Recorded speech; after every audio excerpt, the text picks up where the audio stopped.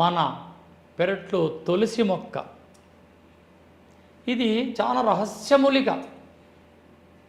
గర్భ సమస్యలున్న ఆడవారికి పంతులు ఏం చెప్తారంటే, ఉదయం లేవగానే ఆ తులసి చెట్టుకు అలా ప్రదర్శనలు చేసి 2 ఆకులు అలా దండం పెట్టుకుని 2 ఆకులు తినండి అంటారు. అంటే వారికి రహస్యం తెలుసు.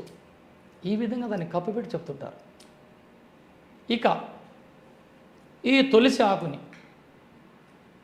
బహిష్ట అయిన సమయాల్లో 5వ రోజు 1వ తారీఖు బహిష్ట అయితే 1, 2, 3, 4, 5వ తారీఖున స్నానం ఆచరించి ఉదయం ఈ తులసి ఆకు దంచి తీసిన రసాన్ని 3 టీ స్పూన్లు అలా అలవాటు చేసుకుంటే, ఇది ప్రక్రియ 3 నెలలు చేస్తే మీకు గర్భంలో